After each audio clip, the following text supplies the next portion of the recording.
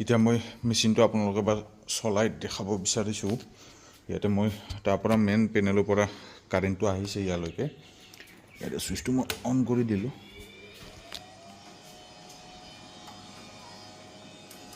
এইকেইটা হৈছে হিটাৰ, লিখা আছে ইয়াত লোৱাৰ হিটাৰ, আপাৰ হিটাৰ। হিটাৰ কাৰণে চুইচকেইটা মই অন কৰাই দিলোঁ। এইটো আপোনাৰ ডিছপ্লে আছিলে, তেনেকৈ গোটেইখিনি মই অন কৰাই দি দিলোঁ।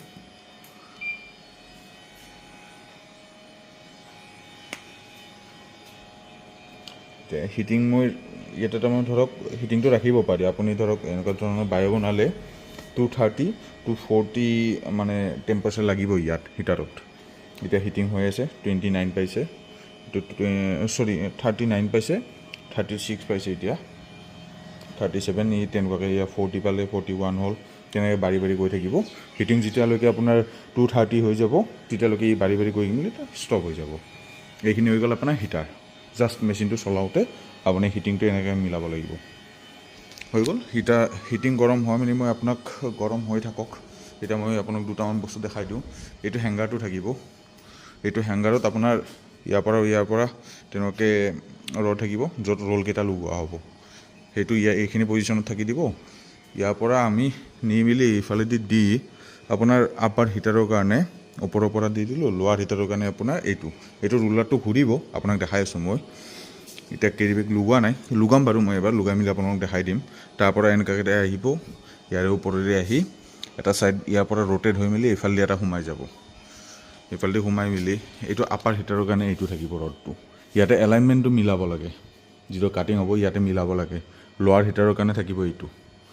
তেনেকৈ মিলাই মেলি গোটেইকেইটা একেলগে লগ কৰাই মেলি এইটো ৰোলাৰৰ মাজেদি দি দিলে হ'ল। ইয়াতে অট'মেটিক কাটিং কৰিব, পিচেছ ওলাব। আপোনালোকে চলালে গম পাই যাব।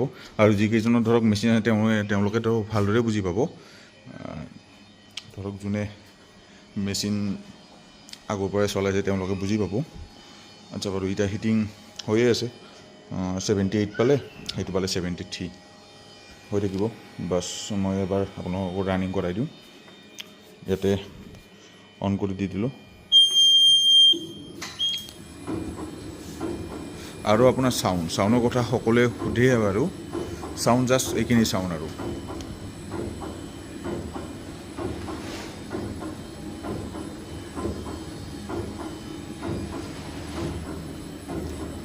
একদম চাউণ্ড লৈছে। এইকেইটা ৰুলাৰকেইটা ঘূৰি আছে। আপোনালোক যে কৈছিলোঁ ইফালৰ পৰা মই যদি কেৰিবেগ ভৰাই দিওঁ, এই ৰুলাৰে ঘূৰাই মেলি আগৰ ফালে পঠিয়াই থাকিব, পুছ কৰি থাকিব।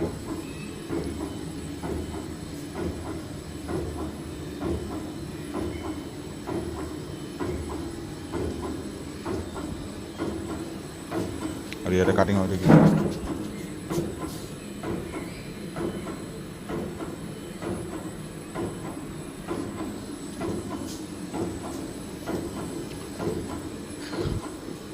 লিখাইছে ইয়াতে লোৱাৰ হিটাৰ, আপাৰ হিটাৰ। ইয়াতে এলাইনমেণ্টটো মিলাব লাগে। এইটো চকুৰিটো দিয়া আছে এনেকুৱাকৈ, এইটো মিলাব লাগে, এইটো এনেদৰে মিলাব লাগে। এনেকুৱা ধৰণৰ কেৰিবেগ আপুনি ইয়াতে ওলাব পাৰিব। আৰু এইটো হৈছে পাঞ্চিং মেচিন। ইয়াতে ডাইবিলাক লগাব পাৰি।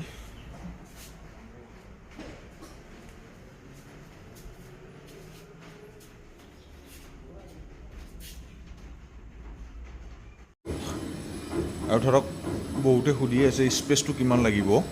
স্পেচটো আপোনাৰ লংটো লাগিব 30 ফুট, আৰু ব্ৰিজটো আপোনাৰ লামচাম ধৰি লওক 15-17 ফিট, 20 ফিট, যিখিনি আপোনাৰ হৈ যায় আৰু সেইখিনি হ'লে অভাৰঅল আপোনাৰ তাৰ ষ্টক ৰুমৰ হৈ যাব গোটেইখিনি।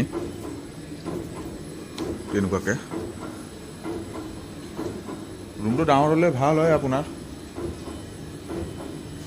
ৰুমটো অলপ ডাঙৰকৈয়ে বনাব। 30ৰ সলনি আপুনি 40 ফুট কৰি দিব ৰুমটো। জাষ্ট এইখিনিয়ে চাউণ্ড হয় আৰু বেলেগ কোনো ধৰণৰ চাউণ্ড নাই, চাউণ্ডলেছ হয়।